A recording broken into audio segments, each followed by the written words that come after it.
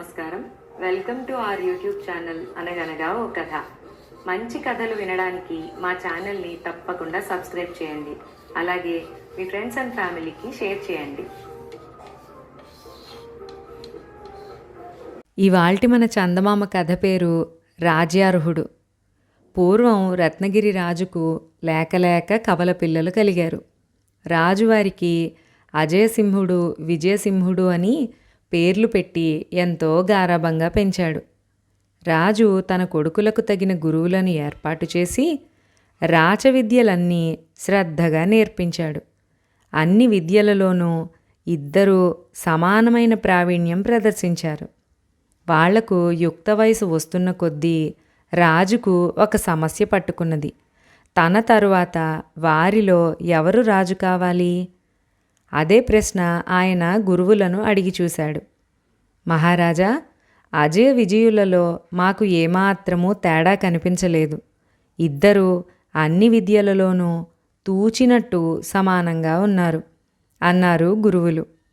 ఆ మాట విని రాజు నిరాశ చెంది మంత్రితో తన సమస్య గురించి చెప్పాడు.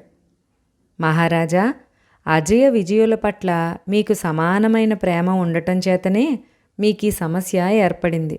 కనుక ఇప్పుడు మనం తెలుసుకోవలసిందేమంటే వారిద్దరిలో ఎవరికి మీ పైన ఒక్క పిసరు ఎక్కువ ప్రేమ ఉన్నదోనని. ఎవరికి మీ పైన ప్రేమ హెచ్చుగా ఉంటే వారినే యువరాజుగా చెయ్యండి అన్నాడు మంత్రి. నా కొడుకులిద్దరూ నన్ను సమంగానే ప్రేమిస్తున్నారనుకుంటున్నాను. వారి ప్రేమలో ఒకవేళ కాస్త హెచ్చుతగ్గులుంటే అది మనం తెలుసుకునేదెలాగా అని రాజు అడిగాడు. అందుకు మంత్రి ఒక ఉపాయం ఆలోచించి చెప్పాడు. ఒకనాడు రాజు వేటకని బయలుదేరుతూ అజయ విజయులనిద్దరినీ తన వెంట తీసుకెళ్ళాడు. మంత్రి కూడా వారి వెంటే బయలుదేరాడు. దారిలో ఒక పౌరుడు పరిగెత్తుకుంటూ వచ్చి, మహారాజా, మా బంగారు పల్లె మీద బందిపోటు దొంగలు పడి దోచుకుంటున్నారు. తమరు వచ్చి మమ్మల్ని కాపాడాలి అని వేడుకున్నాడు. రాజు తన కొడుకులకేసి చూశాడు. అజయ విజయులిద్దరూ తండ్రి భావం గ్రహించి ఆ పౌరుడితో బంగారు పల్లెకు బయలుదేరారు. వాళ్ళు కొంత దూరం వెళ్ళేసరికి వెనక నుంచి ఒక రాజభటుడు పరిగెత్తుకుంటూ వచ్చి, మహారాజా వారిని దొంగలు చుట్టుముట్టారు. రాజావారు వాళ్లతో యుద్ధం చేస్తున్నారు అని చెప్పాడు. ఈ మాట వింటూనే విజయుడు, అజయ, పద, ముందు వెళ్ళి నాన్నగారిని కాపాడదాం అన్నాడు. లేదు విజయ, నాన్నగారిని మనం వెళ్ళి రక్షించనవసరం లేదు. ఆయన తనను తాను రక్షించుకోగలరు.